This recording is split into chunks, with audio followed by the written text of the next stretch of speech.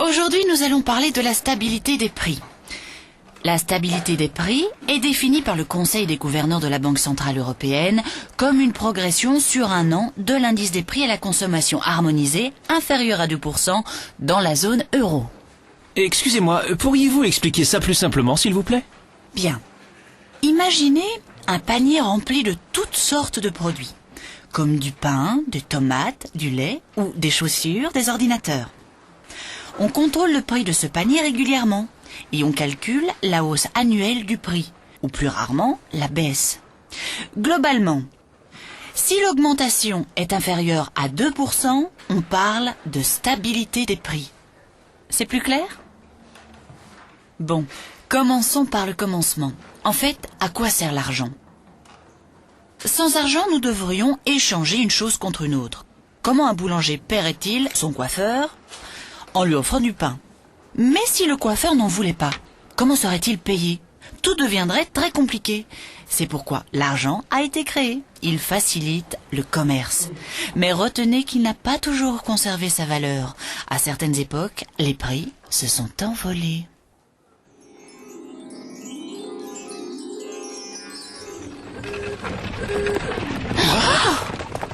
Qu'est-ce qui s'est passé?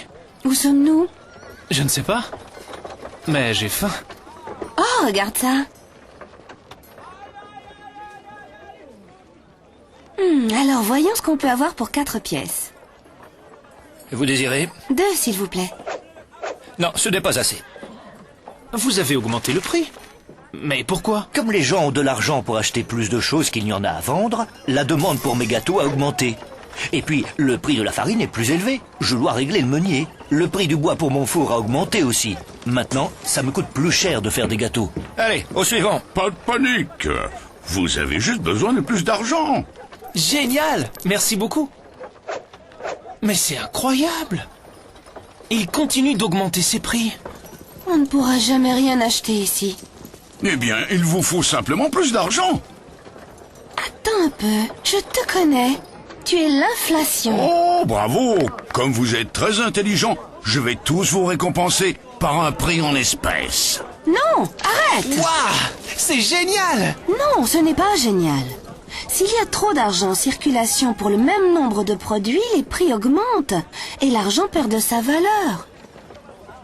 Vous avez vu ce qu'on m'a demandé pour ce poisson? C'est plus cher que le mois dernier.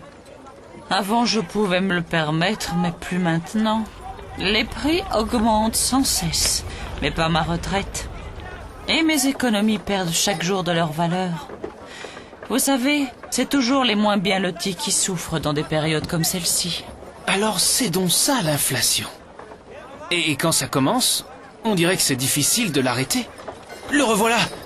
Fichons le camp!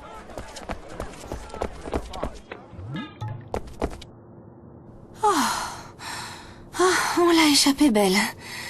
Je me demande qui surveille l'inflation aujourd'hui. Est-ce que la prof n'avait pas parlé de la Banque centrale européenne et de la stabilité des prix? Si. Essayons d'en savoir plus. Tu as vu où on est? Excusez-moi, est-ce que c'est vrai que votre travail est d'assurer la stabilité des prix? Comment est-ce que vous faites? Je peux peut-être vous aider? Bien, que puis-je faire pour vous? Voilà. Nous venons de voir le monstre de l'inflation et les dégâts qu'il provoque. Est-ce vous qui vous en occupez? Le monstre de l'inflation? Oui, il était en train de... Oh, vous devez parler de ceci. C'est lui l'inflation? Le monstre? Il est minuscule? Bien sûr. Parce que c'est notre travail d'assurer la stabilité des prix. Nous nous efforçons de maintenir l'inflation en dessous, mais proche de 2% à moyen terme. Mais comment faites-vous? Nous cherchons à savoir si des risques menacent la stabilité des prix. Nous effectuons 2 types d'analyses.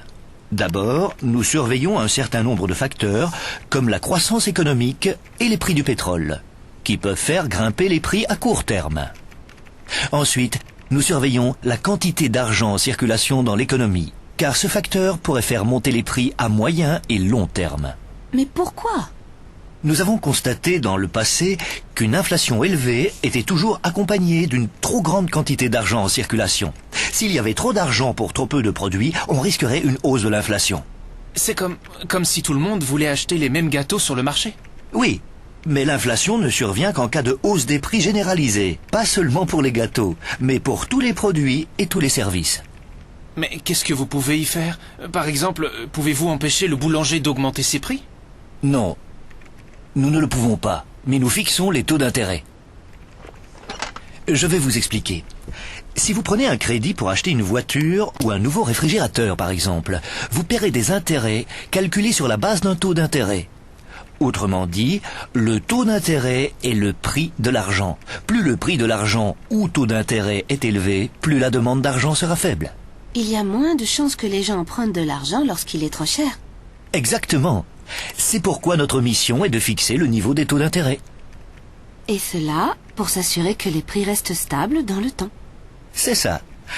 La stabilité des prix crée la confiance. Elle favorise l'épargne et l'investissement. Si vous faites des courses dans quelques mois, les produits coûteront à peu près la même chose qu'aujourd'hui. De plus, les entreprises investissent plus, ce qui contribue à la croissance de l'économie et à la création d'emplois.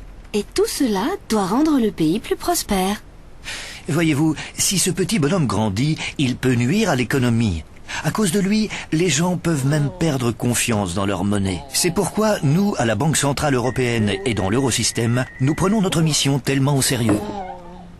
L'Eurosystème ?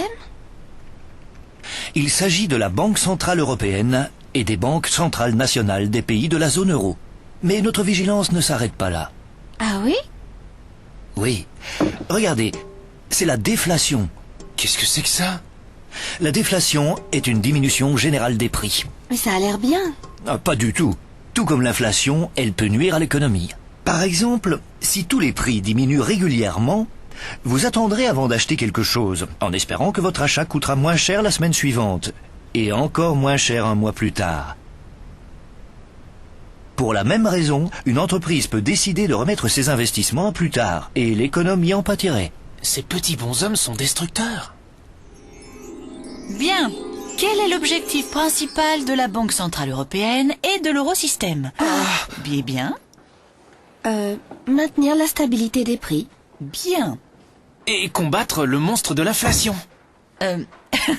Pourquoi ne pas l'appeler ainsi? Oui. Super.